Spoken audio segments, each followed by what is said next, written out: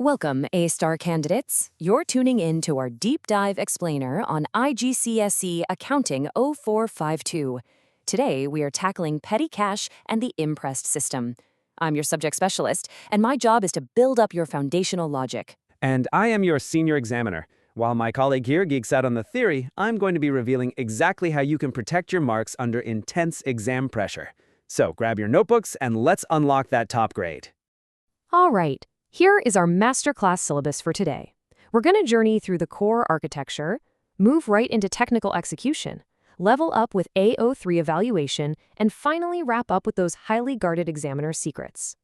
Specialist, Section 1, Core Architecture and Duality.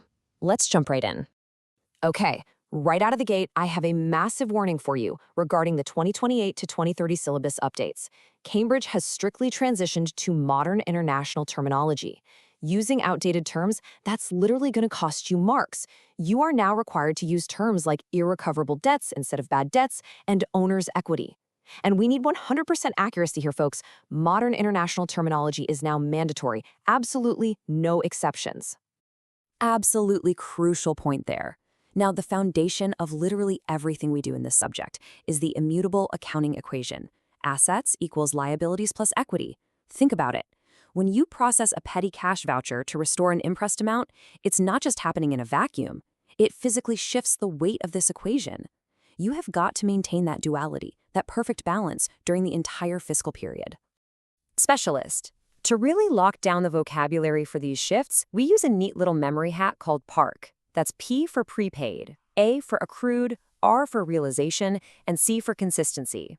Examiner, seriously, memorize PARC. When you're sweating under exam pressure, having this in your back pocket ensures you can seamlessly apply these definitions to those really complex multi-layered scenarios you're going to face in paper 2. Moving on to Section 2, Technical Execution and the Imprest Methodology. Let's get practical.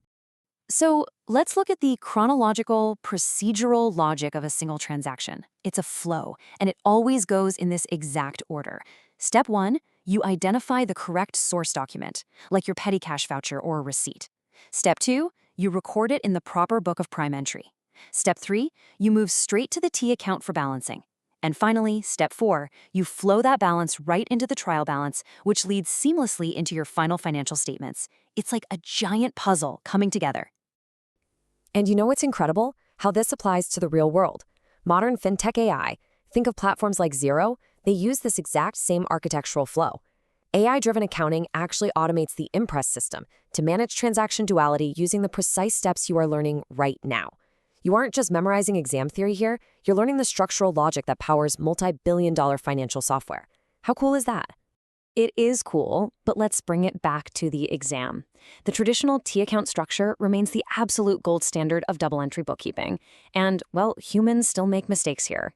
Distinguishing between balance BD, which is brought down, and balance CD, carried down, is so crucial.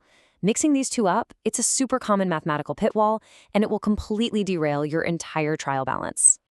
This actually brings us to a critical strategy, showing your workings to secure method marks. Method marks are your ultimate safety net. They are rewarded when your logical flow is visible, even if your final calculation is completely wrong. Whether you're calculating trade versus cash discount percentages or processing the Imprest restoration amount, if I can see your logic, you capture those marks. My golden rule, never, ever leave a calculation naked on the page. Show your work. All right, on to Section 3, AO3, Evaluation, Interpretation, and Ratios. This is the high-level stuff. This right here is exactly where we separate the A students from the true A-star candidates. Imagine a scenario where a current ratio suffers a drastic drop, from 2.5 to 1 all the way down to 1.1 to 1. An average student, they just state the numbers. But an A-star student, they debate the cause-effect chain. Has inventory been overpurchased? Are trade payables settling way too slowly?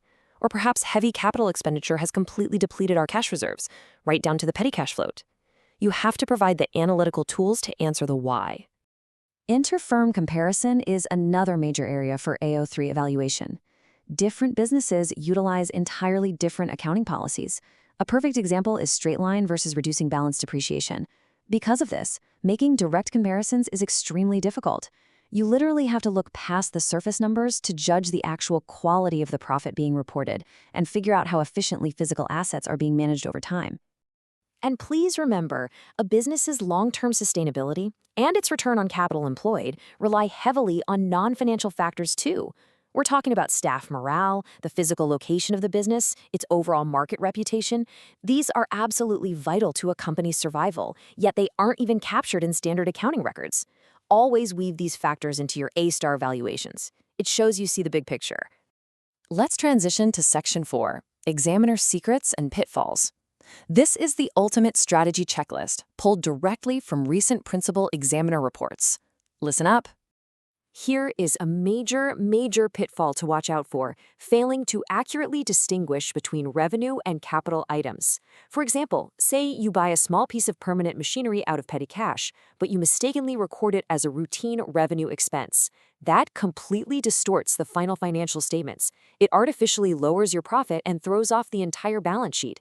You must get this distinction crystal clear in your head. All right, some rapid-fire do's and don'ts straight from the grading room. First, maintain legible handwriting in your ledger accounts. If I can't read your figures, I literally cannot award you method marks. Second, manage your time strictly by question weightage. Don't spend 20 minutes on a 5-mark question. And crucially, you must fundamentally respect the prudence concept. Students frequently ignore potential losses just to overstate profits. Make no mistake, ignoring a potential loss is a critical violation of accounting principles. We're going to leave you today with a high-stakes A-star pause and think challenge based on that exact rule we just talked about. Exactly. If a business completely ignores an irrecoverable debt, how does this specifically violate the prudence concept? And exactly how does it distort the assets equals liabilities plus equity equation? Think deeply about the duality of that hidden loss. Chew on that question, review your notes, and keep striving for that A-star. Thank you so much for joining us for this explainer, and we will catch you next time.